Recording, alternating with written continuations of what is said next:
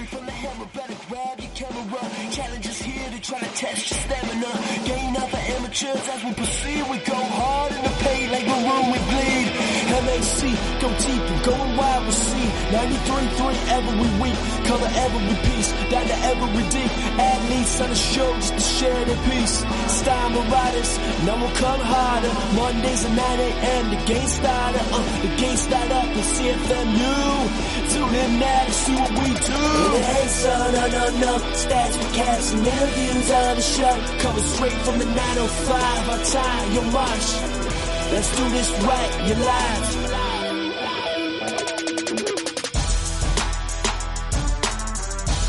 Technology is the best. When you go to play your intro song and the computer decides to punch you in the face on a Monday morning. Yeah, man, you've been Mondayed. Sorry. That's alright. That's part of the deal. Welcome inside Marauder Radio, everyone. I am your host, Marshall Ferguson, alongside Mr. Scott Hasty. Scott, give me your best Halloween story. Oh. Was there too many to tell? Or? No, it was not. It was not a great time. It was okay. Yeah, I had fun. I kind of feel the same. What did you dress up as? I bought a monkey costume last year, and I think just for the rest of my life, I'm going to wear that. So, yeah, my monkey costume. It's got a good lifestyle for me going on. Is it like one of the full body you strap in? Yeah, it's a onesie. It's a onesie. That's amazing. It's got a tail and a little hood thing, so I can't complain. That's perfect. What's the best costume that you saw that was not your own? Oh, someone dressed up as IKEA monkey. And that was really good. Oh, so you're a regular monkey. Yeah, I was like, damn, next year. Somebody tweeted out a picture of the IKEA monkey not long ago when something, I forget what it was, something bad happened in Toronto. Probably had something to do with Rob Ford, for all I know. And they sent out a picture of the IKEA monkey and said, "Remember simpler times?" Remember what? Yeah, I think it might have been Bruce Arthur. Yeah, I remember watching that and I was like, damn, I feel sad. I know, I saw that. It makes everything better. It's November. Obviously, we are done October now. I don't know how we got to this point. Every time I look at the football season as well, I look at it and I'm like, okay, so we're done 8 weeks, really? Plus a training camp, plus the first round of the playoffs is done? Like, what's going on? Yeah, I know. And the playoffs were really weird start, I think. Yeah, it's true. We will get to the playoffs in a little bit. We have a surprise guest coming in to do kind of a countdown to kickoff type thing.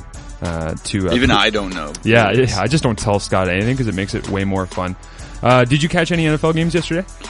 I was actually watching a lot of the OUA Final Four at Ron Joyce, so I caught the first half of the Patriots-Broncos game, and that was probably the only football I caught. Yeah. I was dialed in to everything, but that was the only thing. I was working pretty much the whole time, the old 12 to 9 shift yesterday, but I was trying to keep tabs on most of the games, and the Patriots Broncos obviously for me was of the highest interest, just being quarterback and wanting to watch two of the greatest of all time go head to head. And I look forward to the sports talk radio all day today of people either giving here is another example of why Brady is better than Manning and Manning is all stats and kiss the rings and we're the Patriots and you're not, or the cold weather, Manning can't play outside talk, or it's basically last night's game just reinforced every single conversation that people have had for the last month leading into this game. I know, and I said, I put out at one point, I watched Edelman's 84-yard punt return. I think it was the first of his career. Yeah. Oh no, he's got 4 punt return TDs. That's the franchise record. Oh wow. Yeah, okay. He had one against Miami, one against Cleveland. See, I'm a diehard Pats fan, so I thought I heard the broadcast say that, yeah. Which is why. But maybe it was the longest one in Patriots history. It's probably one of the longest because I know the one he had in Miami and Cleveland were both 40, 50, 60. Okay. Yeah. So, yeah, but I was like, how is that, like, that play, punt return TDs are generally fluky. Yeah. And, like, that's not representative of Tom Brady or Peyton Manning being the better quarterback. So it's just, I'm a lot less, like, trying to define which one's better because things like that happen. It's true, and it's such a team game. We always talk about that, but we also talk about the fact that Peyton is surrounded by incredible talent, and Brady has always had the argument of, well, he's been given no one. They took away Randy. They took away West. All of that kind of stuff. But it is interesting when you say that, though, because the game in Minnesota earlier this year, Patriots offense was awful. Yeah. And they still won because it was a special teams touchdown. It was 2 defensive touchdowns. And by the way, Rob Ninkovich picking off Peyton Manning is the most Foxborough thing I've ever seen, because that guy does not deserve to be on an NFL roster, and he just continues to get turnovers and sack people in key moments. Yeah. And so anyways, I thought that was really fun. The other thing, quick story, I know the guy that was the quarterback's coach in San Francisco the first couple of years that Colin Kaepernick was there, when they still had Alex Smith.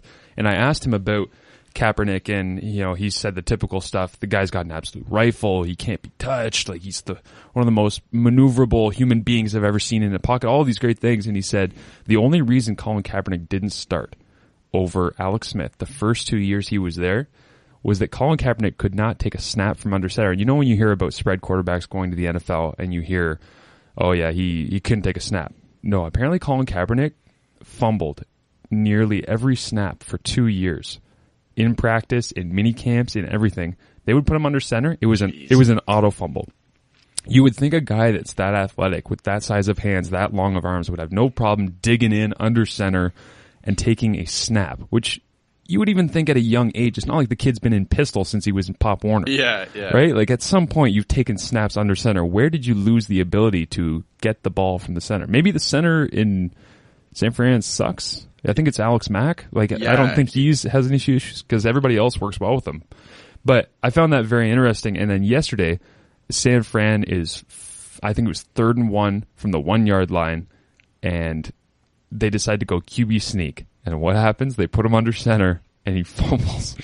It's poetic. Like, it's just the narrative always wins, it seems. On NFL Sunday, the narrative always wins. It's amazing. That's why we love the NFL, because it feeds stories into your face that you don't even have to think about. Yeah, even if you hate narrative, you can't ignore so many of the things that happen with them. I think all of the tables I was serving yesterday when that happened, when I just started walking around giggling like a young child because I had just seen something that I thought was so hilarious and so, stuck to the moment perfectly, that I think they all thought I was psychotic, but they might be right.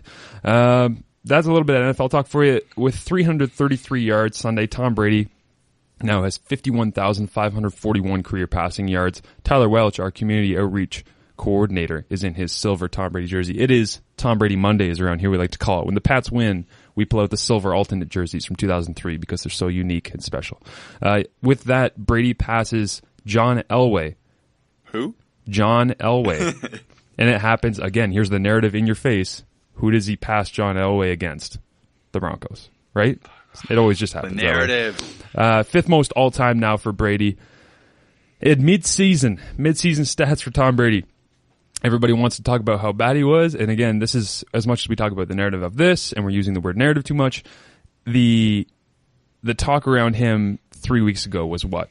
Oh, he's done. He's washed up. In the whole season, it was preseason, and it looked right. It was Jimmy Grambopoulos. He's the future, whatever. Yeah, Garoppolo. Garoppolo. I don't know. Hey, don't throw down on Jimmy Garoppolo. Hey, I don't need to know his name. He's just a backup. Know what it is weird and awful of me? Last year, I fell in love with the Division III NCAA playoffs. Oh yeah. And I started watching them, and Garoppolo was unreal. He was amazing. And so when they drafted him, I think I was the only guy outside of Boston, Mass, or like an ESPN scout that went, yes! We got our guy! We got our future. But Tom Brady, 2,292 yards, 22 touchdowns, only 3 interceptions, and 65% completion percentage. And I also found a stat that says, through Brady's career with the Patriots, he's basically scored 1 touchdown every quarter for nearly a decade and a half. It's just...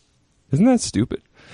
Anyways, that's a little bit of NFL talk for you. Now I wanted to hit on the weekend's action, but I don't want to do this in kind of a somber Mac wins and men's soccer, they did okay. And because we were a part of the OUA Championships and CIS Championships this weekend, and we were extremely successful. You know what that means? Everything is awesome. Everything is awesome. Everything is cool when you're part of a team. Everything is awesome. Everything is awesome. Living our dream. Everything is better when we By the way, I found a 1-hour version of the song. if you ever need a 1 hour version of this song, just something's wrong. Yeah. It's a dark time. It is a dark time.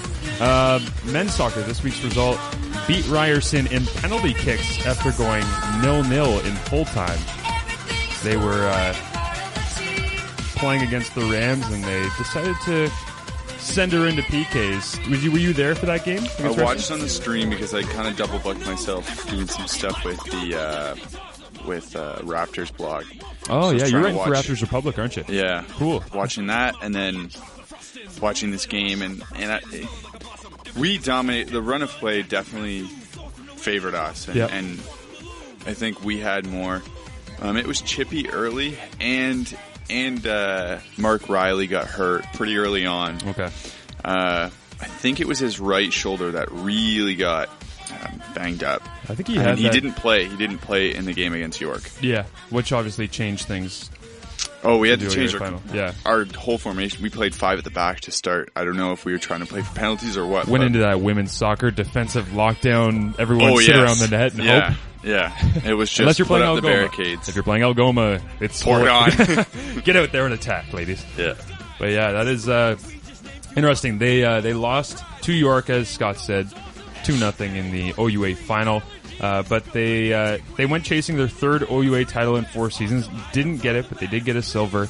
They have qualified for CIS's with their trip to the OUA final. And they headed into the final weekend with 5 players named to the first or second team West Division All-Stars in the OUA. Goalkeeper Angelo, I'm going to destroy this name because everybody from Kingston has names like Marshall Ferguson. Angelo Cavalluzzo? Cavalluzzo, yeah. Okay.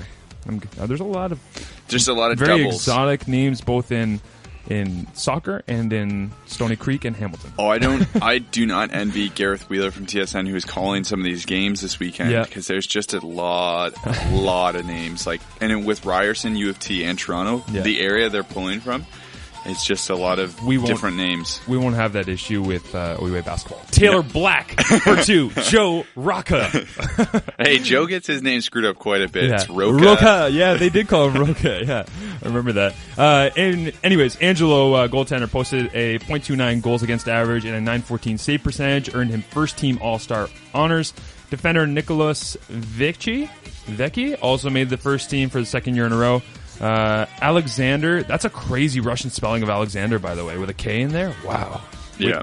Alexander Vincic made the second team as a defender. Ryan Garnett was the Marauders midfielder named as an all-star. He made the first team roster. And striker Mark Riley, obviously, as you said, has been kind of the heart and soul of the team and scoring attack this year. Led the team with 8 goals and was rewarded with a second team honor. So who gets first team honor as a striker? It had to be somebody from York, right? The number of goals they put up? Yeah, it may have been someone from Guelph. I can't remember off the top of my head. I was looking at it a week ago.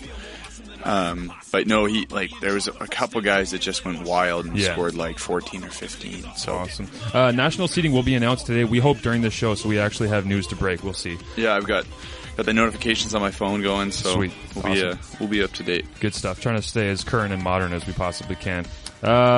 Women's rugby. Everything really is awesome. Yeah. Women's rugby. I wanted to make sure that we got them in with this song playing. I would love if I could just hit the post in this song. If I could bring it up right when it hits. Everything is awesome. Oh, yeah. Women's rugby. They went to the CIS championship. It was in Guelph, even though they had beat Guelph. Well, guess what? They went to Guelph and beat Guelph. 15-13 was the final there. That was in their first round matchup. Then they won 17-12 against Ottawa. They actually got a CIS silver medal this past weekend. Very proud of them. They lost in the final 43-34 to St. FX. It was their first CIS final appearance since they hosted the inaugural tournament in 1998. Only their second appearance ever in the women's rugby final. Pretty cool stuff. Rookie flanker Katie Svoboda had her best offensive game of the season for McMaster in a losing effort, crossing the end line on 3 separate occasions. Safara Whiteley, Hoffmaner, and Emily Ricketts also had tries for McMaster, and Stephanie Black kicked for 9 points for Marauders. Colleen Roa, Sarah Svoboda, Black, and Whiteley Hoffmaner were named to the CIS All-Star team at the conclusion of Sunday's final. Pretty historic weekend for women's rugby. Yeah, and I think that this weekend really is just, it's bittersweet because silver is not what either team wanted, and like they were on the record saying that gold is what they were going for. Yep.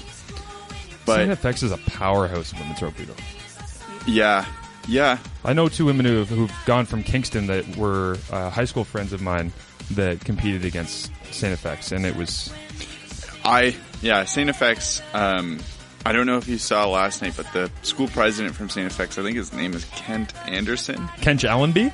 No. I'm a big Kent Allenby guy. No. So glad he was acquitted of murder. He was saying like, oh, Mac has 30K students, like blah blah blah. Like They look at all gave these the student number? Excuse? look at all these schools that have so many people, yet like we won. It's like, not high St. school. FX has 4,000, 2,000. We're not playing AAA quad A. It makes no sense. I was like, that's a false equivalency, man. Like, and then me and someone else were joking around, and this is the same school that this week deemed their football program unsustainable. Yeah. Like, but so, anyways, don't. That's the thing about stats is people drop them when they fit their story. Oh yeah, for sure, Right. and that's what it is. And I'm like, well, you're a president of a school. That's kind of troubling, but sure, let's go with it. AUS, man. Yeah. Do not tick off the AUS. Yeah, they'll get you. Also, when I was trying to look up the score of that CIS final game, I saw that St. FX beat St. Mary's in women's rugby 117-0 on September 8th or something like that. Pretty cool. Yeah, what a great league. Yeah. Men's volleyball, this week's result, win versus York, and a sketchy York team. I don't know if you saw the Marauder report this past week. No, I didn't. A report came out in a video that we created that they're trying to move the team to Japan. So look for that on the Marauder report. You can go to our Twitter handle at Marauder_radio if you would like to see that. The head coach there, Mr. Wally Daiba, he's been speaking to officials from Japan, and we actually caught him on tape admitting that he's trying to move the team there. So, anyways, you can check that out. Then they made the old Toronto to Thunder Bay excursion, went up to Lakehead, smashed them 3-0, and then we're like, let's go home. They're 5-1 on the season. Next, they are at home versus Waterloo on Saturday, 8 p.m. in the Burge. You can go see them there. Women's volleyball, this week's result, they had the doubleheader at Lakehead. They won both. It was 3-2 in the first and 3-1 in the second. McMaster defeated Lakehead to complete the weekend doubleheader, overcoming a 19-25 first set loss in the second matchup by winning 3 consecutive sets to close out the match. With the win, the Marauders 4-1 retain top spot in the OUA West, while the Thunder Wolves are 0-3 and remain winless. So a pretty good chance there for Lakehead to get an upset in that first matchup of the weekend when they lost 3-2. Yeah. Took them to 5. But outside, Joanna, and you're going to have to help me with this one, because this is one of those volleyball soccer names. Joanna Jedrzejewska? I think it's Jedrzejewska. Jedrzejewska. See, this is the thing. When you're covering a team, the names become incredibly easy. Remember when Bruno... and you just hear the coaches say the names. Yeah. And you're like, oh, thanks. Remember when Bruno got drafted? Yeah. And everyone went, Kabakokolo? Yeah. They're like, no. wow. And now we're all just like, hey, Bruno Kaboklo with a certain amount of... Or just Bruno. Usually it's me and my friends just yell it. There's just Bruno. But get into it. Anyways, Joanna shouldered the Marauder offense efficiently on Saturday, leading McMaster with 17 kills, 36 attempts. Setter Caitlin Genovese averaged more than 10 assists per set, leading the match with a total of 41. Women's volleyball are 4-1, and they also played this Saturday at home, 6 p.m. against the Waterloo Warriors. Men's rugby lost at Queens after beating Western 21-20 in the semis. They are now playing in the bronze medal OUA match. So they lost. They're the only team that actually lost this weekend, but they have a chance to play for OUA bronze, which is very exciting. So applause goes out to all of your Marauder teams for this weekend's effort. Pretty cool to see a lot of the teams winning, very successful. I'm sure Mr. Garnwald is a very happy man right now. I'm very pumped to see what men's and women's volleyball can do going through the winter. And it's kind of sucks on this show, I'll be honest with you, because last year doing this show, it's like the fall is crazy. There's such a wide variety of sports. And as much as we love to focus, and we will, on basketball and volleyball and, touch on some of the smaller sports because we need to give them love too, because they are putting in work and representing our school, there's a lot of focus that's driven right at basketball, volleyball once we hit the winter. Yeah, it's hard not to. I know that struggle too, because running this section is usually just a exercise in self-loathing because you're trying to fit everything in and you're not trying to slight anyone, but you have to pick and choose your spots. So yeah, it's very true. It is what it is. Right now we're going to cut to a song. This is Of Space and Time by City and Color. When we come back, depending if my special guest is here or not, we'll talk a little bit of OUA basketball, which Scott happens to be a resident expert on. This is City and Color. Enjoy.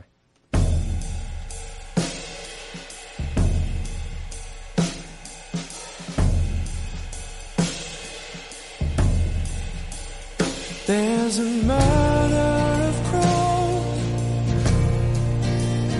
flying high overhead on this desolate road. Will I tend to forget about you and our fight to survive through this thunderous life? When we're not side by side, I'm roaming through the hills all alone.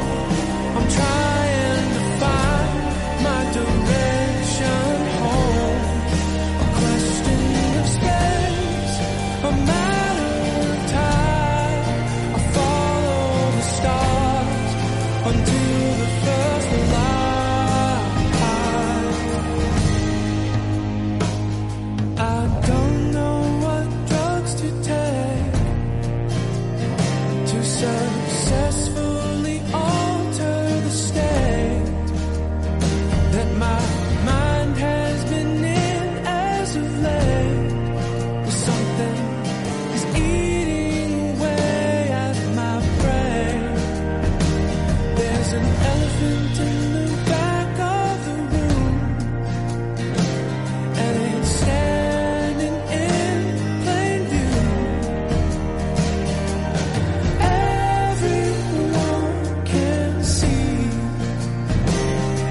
that it looks just like me. I'm roaming through the hills all alone. I'm trying to find my direction home. A question of space, a matter of time. Follow the stars until the first light.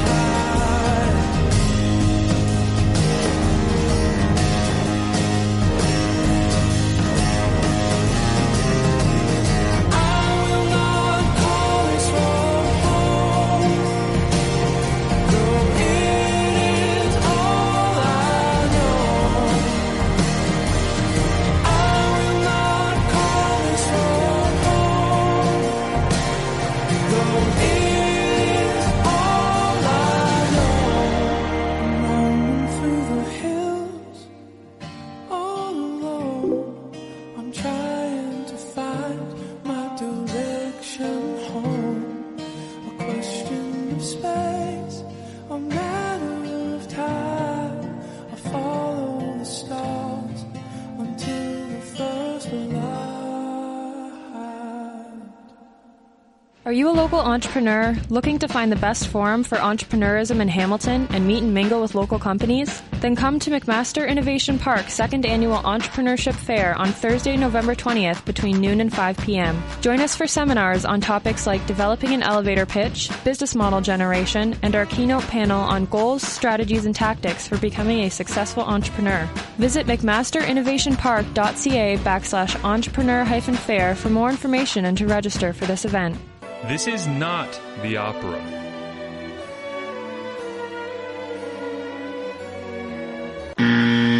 This is not a board meeting. The financial synergies of the vertical integration have drastically improved the profits of the last month's earning projections.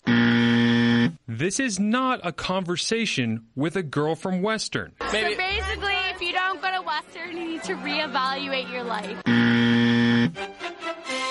This is CFMU Sports, and it's worth getting excited about.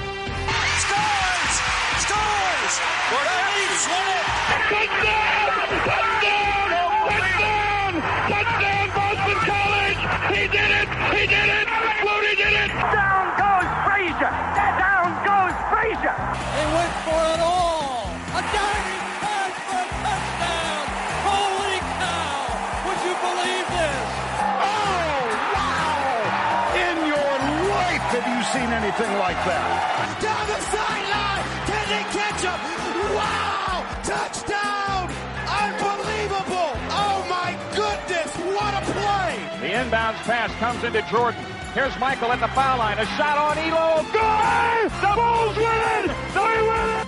Whether you love McMaster Athletics, MMA fighting, or general sports talk, CFMU Sports brings you a variety of shows to feed your sports appetite, while also presenting live Marauder basketball and volleyball games on Fridays and Saturdays throughout the school year. Follow us at Marauder_radio on Twitter for scores, updates, and interviews with all your favorite local athletes and coaches on CFMU 93.3, redefining radio in your community. Welcome back inside Marauder Radio. It is, Scott and I were looking at the basketball situation moving forward during the commercial break. Turns out it actually gets started on Wednesday, so they're jumping right into it midweek. Yeah, I started is putting it nicely as Ryerson plays Waterloo and Windsor plays Western. So both those games really won't be too close. But, yes. And especially because I think George Johnson from Western He got hurt. dinged up. Yeah, I saw and that. It was his knee, and he's a two-sport athlete, Yeah. so I don't even know if he'd be allowed to play in that game. But The liability situation there, I've always wondered about, and I know it's been done before. John Behe, our offensive coordinator, did it when he was here. There's tons of people who've done it. But when it actually happened, when I saw George go down, I was watching that stream because the guys that were calling the game at Western were just like, oh, and there's a Mustang down. I was like, no, that's not a Mustang. Like, that's George Johnson. And I think he went down after Brian Marshall went down. See, I didn't know Brian went down. Oh, bad. Yeah? I don't know why the track's so close. He went up. Okay. Ball was thrown pretty well. Hit him. It was kind of a jump ball. He goes up. It hits him right in the hands. And as he's kind of trying to get his feet down and go straight, I think when you try and put your feet down like that, sometimes your body just ends up taking a lot more to go straight down. So his head just rang right off the track at the sideline. So See, that happened to DeCroce last year in our semi-final game in the playoffs there, where I tried to throw him a fade ball outside, and he jumped up crazy high because his name's Mike DeCroce, and he came down straight on his hip on the track at a spot where it should not be. Like the end zones are cut off.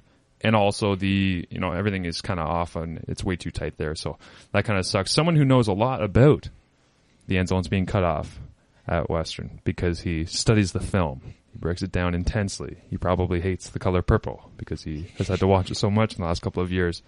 Is our eye in the sky, Eric Boyd. Eric, how are you? I'm good, Marshall. Thanks for having me. I'm so happy to have you here because for those of you that don't know, Eric is our resident film expert. He breaks stuff down for us. He works hard for the program to make sure that while we are out celebrating wins, he is stuck in a cement box trying to make sure that we have film to watch when we come in the morning, tagging it up. How intensive is the process for those that don't understand what film coordinator or your title is, Eric?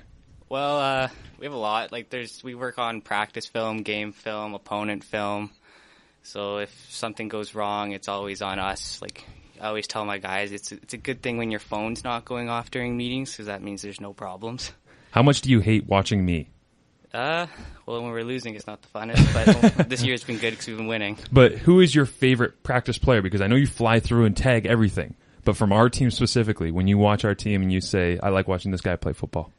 Well, Max Cameron, he goes up and gets that ball. Yeah, so you like good, that? It's nice to watch. I gotta admit, mine, Nick Shorthill. Because when there's a blur of gray/silver that runs past me every practice, and I don't actually get to see who it is when I watch it on film, I'm like, how the hell did that guy get there so fast? He goes flying by, but he is the most fun. The OUA football playoffs, as we said, have begun. The Windsor Lancers were defeated by Ottawa. I had the score in front of me. Now I don't know where it is. It was 46-29 for Ottawa over Windsor, and also 25-10 for Western over Laurier. Next week, that sets up a home semifinal playoff game, 1 p.m. at Ron Joyce Stadium. Us, McMaster, against the Ottawa GGs in a rematch of Week 8, where we lost our only game of the regular season. Looking forward to the challenge. It's going to be a pretty wild Saturday, I think, at Ron Joyce. Are you looking forward to it, Scott? Are you going to be there covering, or do you have somebody sent out? I should commission someone, but I'll be in Ottawa. I was going to say, I'm sending you to Ottawa to cover basketball. I should probably know that. Yeah, there's also Marauder basketball going on. So you can watch OUA TV, and you can listen to CFMU to get your Marauder basketball and football fix at the same time. Yeah. But I wanted to have Eric in studio, not just to talk about how cool he is and how much great work he does for us. He is a football guy at heart. So I wanted to make sure I did a bit of a countdown to kickoff for our playoff game this week. I'm going to ask you some questions, Eric. I've given Eric no prep on what he's got himself into. I literally just asked him to drive in from Burlington as fast as he possibly can and be a part of the show here. Eric, McMaster is averaging 36.4 points per game. Ottawa is averaging 35.4 points per game. What's the most points you've ever scored in a game of NBA Live or at the YMCA in a pickup game? If it's basketball, I'm not the tallest individual, so I would probably say like 10 would be my... About 10 points? Yeah. You'd max out at 10. That's me personally playing. At NBA Live, though, I'd probably like 100. You broke a dollar bill? Oh, yeah. In NBA Live? Okay, that's good. Who's your favorite player to use in a video game?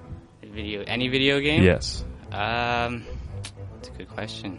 Everybody has that go-to. For me, it's just because I'm a fan, but Tom Brady, because when you try to make a throw, he's not Jimmy Clausen, so he just doesn't miss. Yeah. Yeah. I know, I have to play him all the time in Madden franchise. It's a joke. Yeah. I'm going to go with Peyton Manning, even though after last night's performance wasn't the greatest for the Broncos Yeah. there. Just smooth? Oh, yeah. Just that ability to run the read option and get out of the pocket, scramble around. You'll put 300 up on someone in the air. Yeah. Easily. Yeah, about Peyton last night, though. I got to have a little talk with him. Wasn't his best night. Yeah. Could probably use that scoreboard operator clip on Peyton himself now. Did you hear that last week when he did the went off on the scoreboard operator? Oh, yeah. Yeah. I'm trying to imagine how hard Peyton would be on a film guy. Well, I've heard he has full access to himself at home. Yeah. That's the rumor. I would imagine. There was a funny picture of him last year in training camp when he was wearing his helmet sitting in an ice tub with his ankle in it, and he had his iPad. Just like he's wearing shorts in this ginormous helmet, which his forehead's already big enough, but I thought that was very funny. An OUA football game, Eric, takes about 3.5 hours to play, but there's only 7 minutes of live gameplay and action. Prince did an 8-minute set on Saturday Night Live this past weekend. What's your favorite instrument and why? Instrument? I like the drums. Like the drums? Not more like drumline kind of stuff. Not like actually like a rock band. Would you be for McMaster getting a more pronounced band presence at football games? Oh, drumlines are awesome at football games. You just look at that movie Drumline. It's more important than the football game sometimes. True. Especially with some of the score lines that happen. You'd be, all right, next man up. Let's get some excitement going. When I talked to Gord Grace, the CEO of the OUA, I told him our new slogan for the OUA might be must win or trap game. And he disapproved, but he also, Scott, decided that we should have bands because he was a Michigan man himself.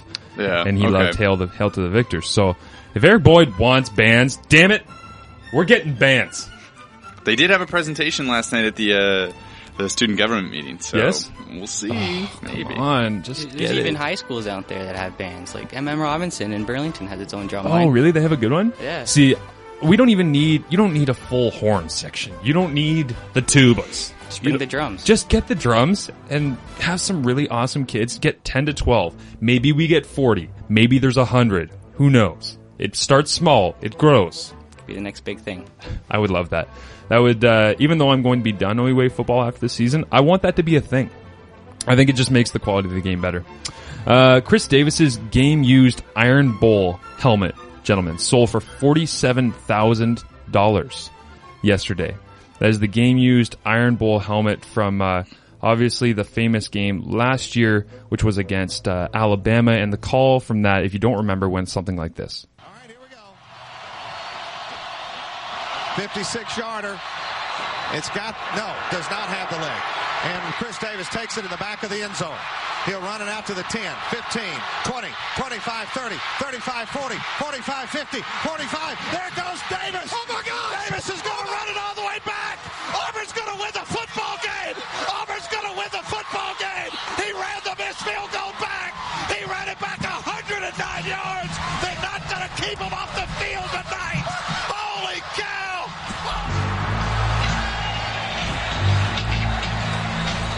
one of my favorite calls from the last 5 years, I'll say, of NCAA football. Now the question is, if you could have one piece of sports memorabilia, what would that be, Eric? Because other items that sold at that same auction included Babe Ruth's 1934 contract for $278,000, a Babe Ruth game-used bat for $181,000, a 1903 World Series program for $111,000, a game-used Derek Jeter glove from 99. This isn't even an old glove. Maybe it's 15 years, sure. Is that enough time for the value to go up? But $67,000 for a game-used Jeter glove from 99. He's throwing stuff like that into the stands for less. Mike Schmidt's Sultan of SWAT Award crown, $55,000. And Schmidt's 1984 gold glove as well, $44,000. If you could have one piece of sports memorabilia from anywhere in the world, regardless of price, what would it be? Well, I think if it was hockey, anything Wayne Gretzky, just because he's the great one. Would you want the all-time goal-scoring puck?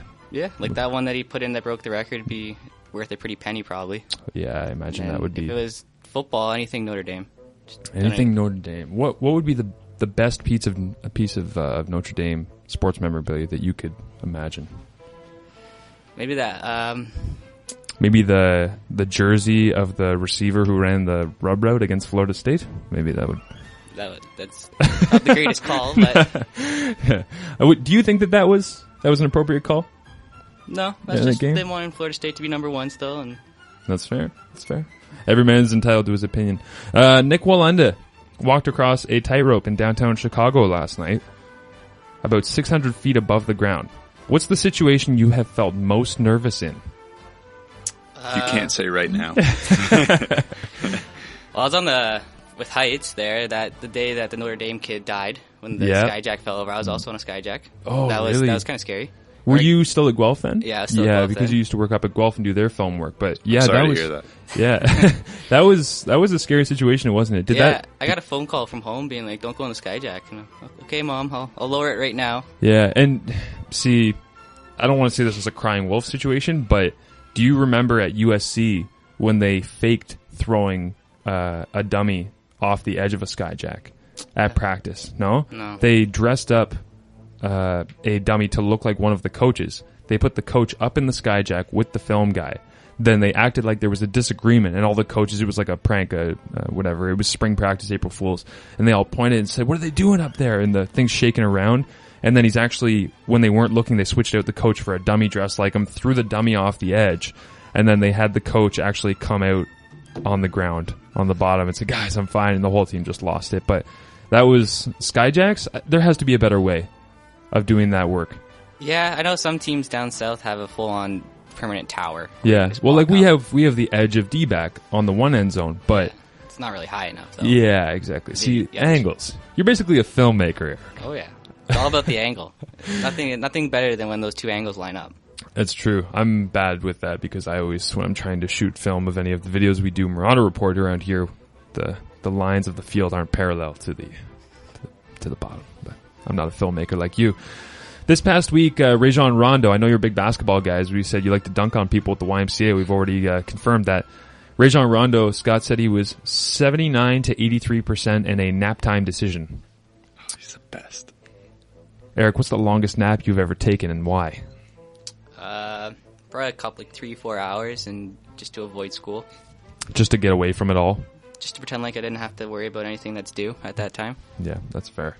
I use football the same way some days. How often do you have to nap in season when you are powering through doing film work through the night? Oh, we don't sleep some nights. Yeah, I know. I've noticed. We don't even nap, so.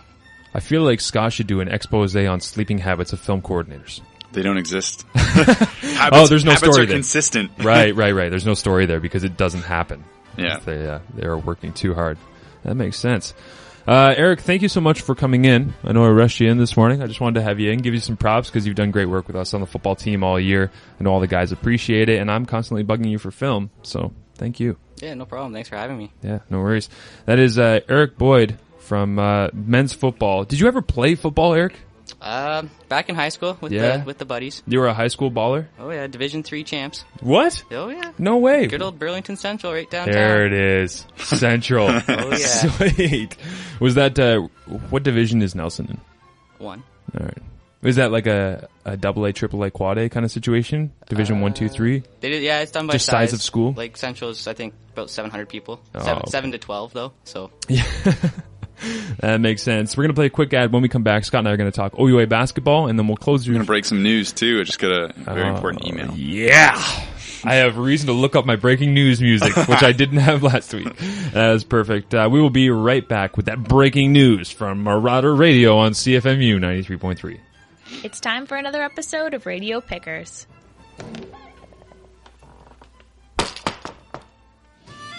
Wow, what place is this? It's the Breakfast of Champions. Feel free to take a look around. Oh, I love this. Oh, yeah.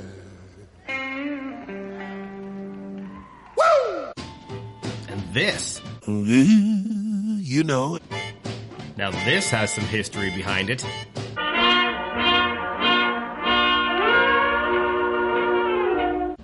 And this is a classic.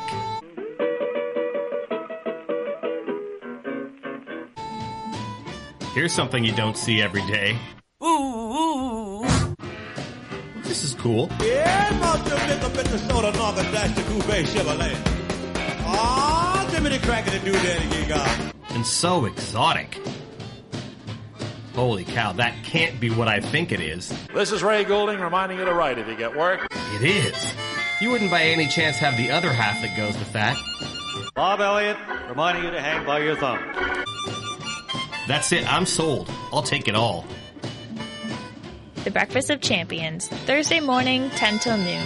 CFMU FM 93.3. There's nothing else like it.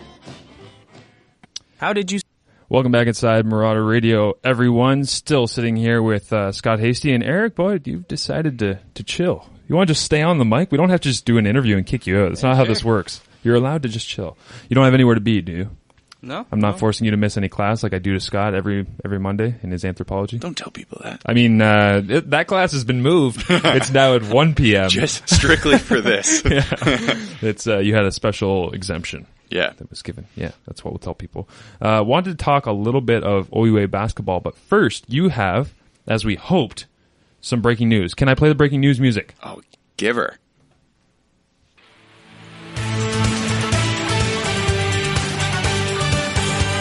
Nice.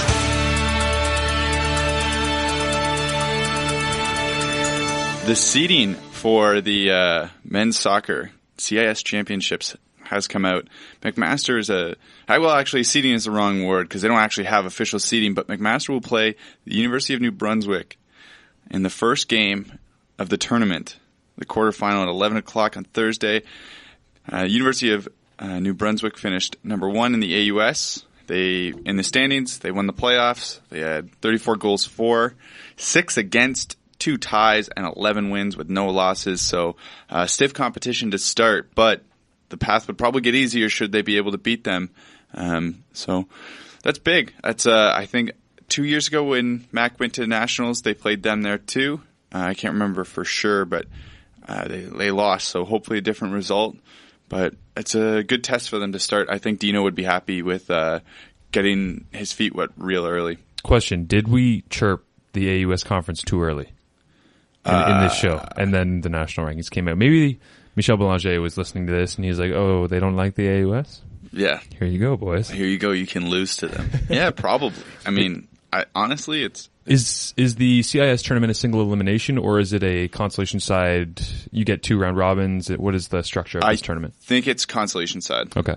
So not like the CIS Women's Rugby Championships. That's double elimination, but no, it should be interesting. We have it tough because I think after that we would play York. If we win and York wins, we'd have to play them, and they're dang good squad. So yeah, the reality of these CIS tournaments, though, as we saw with women's rugby, is when you get there, no matter what, you're playing good teams. That's the whole point. The seedings are crapshoots. Yeah. Like I said, I put it on the CIS blog thing yesterday, that meme with Drew Carey where I just said, welcome to CIS, where the seedings are made up and the rankings don't matter. Because it's true. We don't know anything. We don't know if the AUS team blowing the doors off everyone else means that they're head and shoulders above the rest of the league, but we'll find out. Yeah, it's true. And when you cross conferences, like we're talking about, there's no comparison. Like we saw that last year. Not in fall sports. You know, when Western played last year in the national semifinal going to Calgary, everybody said, oh, Western's this incredible powerhouse. Calgary has no chance. And then because that was the story everyone was adopting, then when Calgary came out, stormed out in the first quarter and got a big lead, everyone's like, whoa! Maybe we underestimated this Canada West team. It's like, yeah, maybe you did, because they've been amazing all year, and just because they play on the other side of this ginormous country does not mean that they suck. I think there's a lot of stock put in the last year result, too, between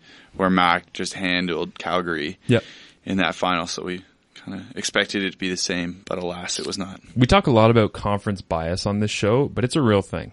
Oh, for sure. Like, you can't go on message boards or anything without, especially in basketball, without people thinking that theirs is the best and that your conference bias is insane. What's the best comment you saw on Raptors Republic? Because I saw your tweet, people asking for people trades. already want trades. They want trades, and it's like, I live for that kind of, like, those takes are so good, because it's game 3, and we're 2-1, and we played a really good team. Listen, Hansborough's getting too many minutes. Get him out of town, okay? Psycho T is unruly. Am I wrong to think he's been getting a lot of play early on? Especially last night, because Patrick Patterson was almost threw up like the whole all chicken? zeros. Oh, the all okay. zeros, which is like Joel Anthony-esque. Yeah. He had like a board, an assist, and a steal in like 17 minutes. So interesting. Pretty good. All right, well, let's talk a little bit of OUA basketball. Oh, yeah. Because I know that's your forte. You're actually going to be calling McMaster men's and women's games against Ottawa on Saturday at, Saturday? Friday at Ottawa. Friday at Ottawa. First game of the year for them. Yeah, and then Saturday at Carleton, which obviously is a stiff challenge to begin the season. Here's my question.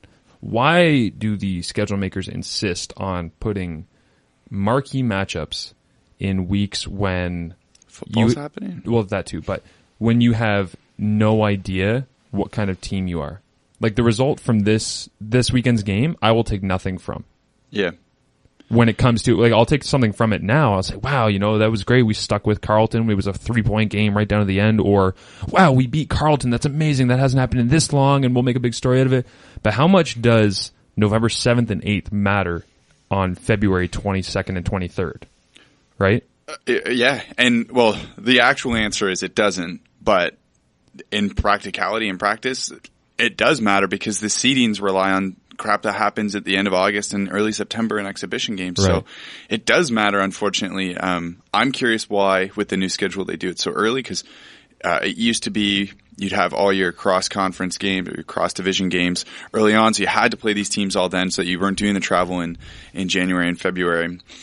But now it's a little different, so it's okay, though. I mean, I'm not against it. I think it's if you talk to the coaches and the staff, like, both coaches are excited to go play teams that are very good. I don't think that Roy Rannett, Ryerson, or Carly Clark are exactly thrilled to go play Waterloo on a Wednesday night in high time in this semester, because, well, you're not going to learn anything. So I think you guys would probably also say the same thing with playing Guelph that first week for football. Yeah, it's kind of nice to get that game under your belt. It is. It's true. You get it under your belt, but now when I look at it, and I don't know if this is me being calm, reserved, pulled back, trying to think about the game from a different angle, but that result of that game, how that game unfolded, means nothing to me now.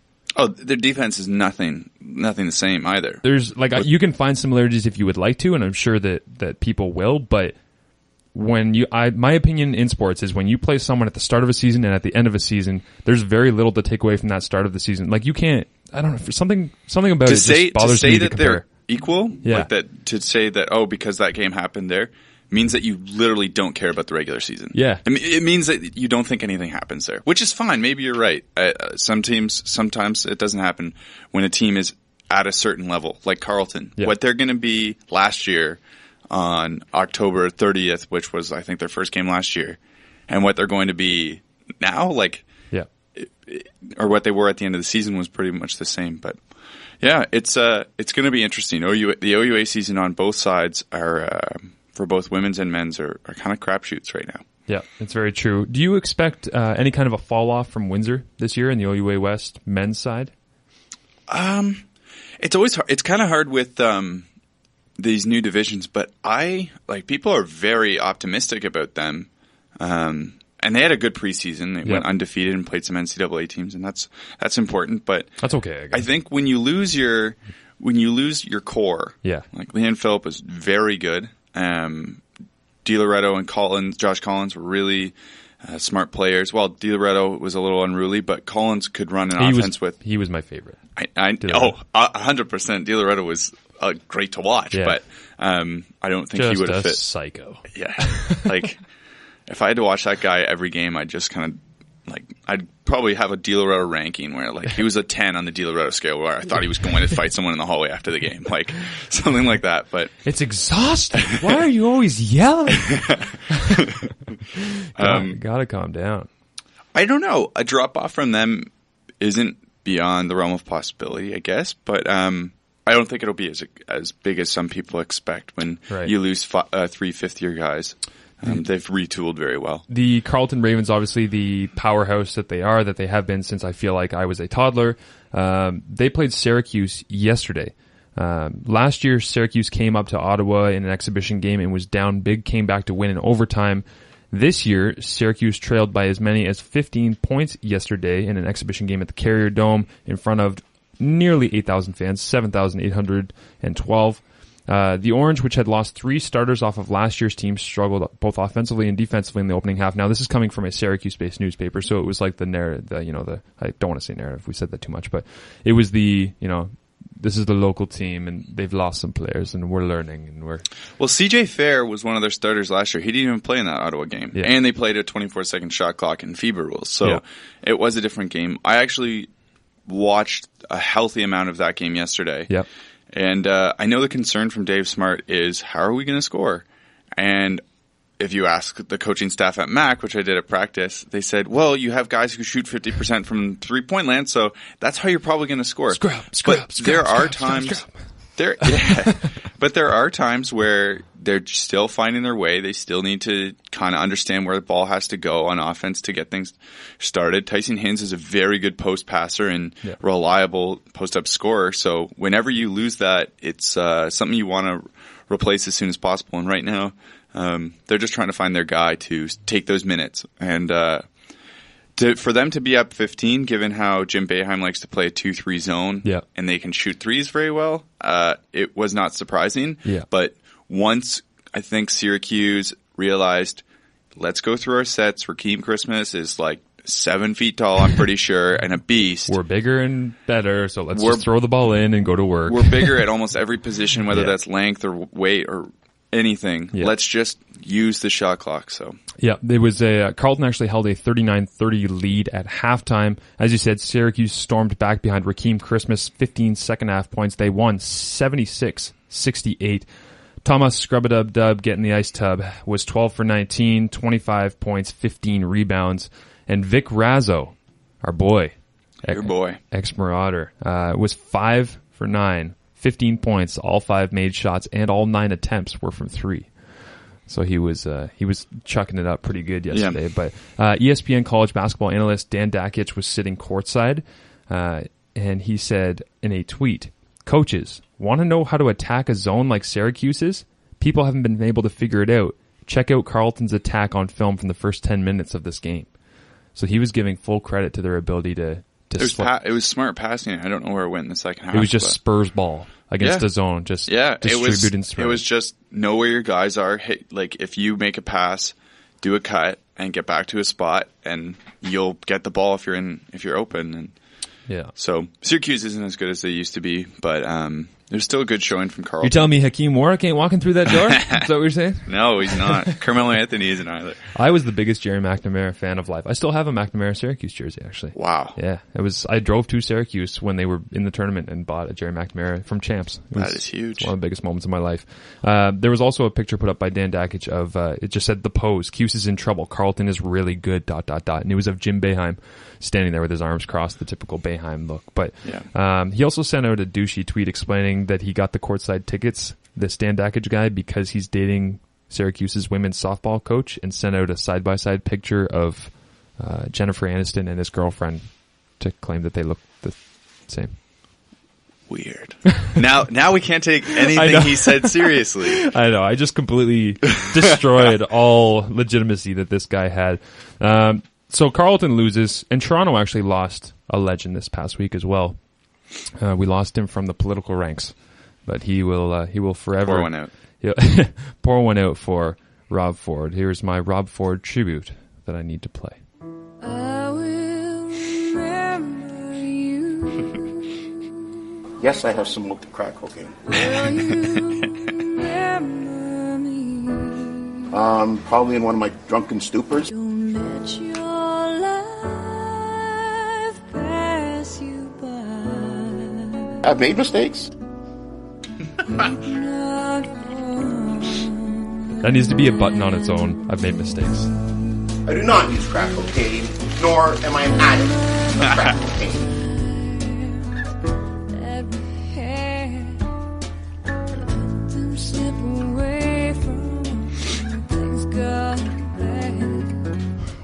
As for a video, I cannot comment on a video that I have never seen or does not exist. Feel your warmth upon me. Wanna be the one. I will remember you. Go, Leafs, go. Will you remember me? Go, Leafs, go. Don't let your life pass you by. I'm happily married. I've got more than enough to eat at home. Oh, jam. Just so good. I feel dirty playing that on the radio. I know. Sometimes you but just gotta... hey, elected representative said it, so it's fair game. That is true. One last thing I wanted to get to, when Madison Bumgarner won the MVP last week. We didn't touch on this yet. Here is Rick Wilde, who was trying to award the MVP of the World Series to Madison Bumgarner. Now, to present the MVP award presented by Chevrolet, we have from Chevrolet, the regional zone manager, Rick Wilde. Thanks. Madison, congratulations. As the official sponsor or the official vehicle of Major League Baseball, Chevrolet is proud to participate in this prestigious award. Along with our dealers, we are also extremely honored to give back to this sport by supporting baseball in cities and towns across this nation. At Chevrolet, we have also been proud of the latest and greatest technology in our truck lineup, which is the all-new 2015 Chevy Colorado. It combines class-winning and leading, technology and stuff with Wi-Fi powered by OnStar, sitting there on screen. To recognize your performance in this 2014 World Series, I proudly present to you... All right. You get the idea. He was an absolute wreck. Now, again, this is my Tim and Sid clip of the week because I listen to Tim and Sid religiously. Here is Sid on the Chevy guy and the impression that he made on Sid Cicero of Sportsnet 590 The Fan. It's got wheels. Turns left. The new model. Other one didn't turn left. This one's... You can pick your own color. It's got a radio. Doesn't have to be that burgundy. You can get whatever. You can get teal. You can get sand. It's got a radio if you like. Do you like Luke? Okay. Do you like Luke Bryan? Let me do you put like the Luke Bryan? Let me put the... You listen. I feel like I have a whole chicken in my throat. In fact, I do. Yeah, in fact, I do. I just went to Popeyes. It makes a right turn. It makes a left turn. It's got a window. These are power windows. I'm an executive. It's got That is going to do it for us here on Marauder Radio. I just wanted to throw that out and give you a laugh on your Monday morning to get you going. It is time for Narinder. Right now, we're going to get out of here. Thanks, Scott, for joining. Eric, you've been so quiet, but, man, you've been awesome. Thank you. You're welcome. You got anything, Scotty? No, man. You're good. Catch us on radio on Friday. Well, not us, but this guy. Yeah, I'll be setting it up for you. It's going to be 6 and 8 p.m. on Friday evening here on CFMU 93.3. Marauder basketball broadcast beginning, and they should rock your winner with some b-ball. Thanks for joining, everybody. Have a fantastic week.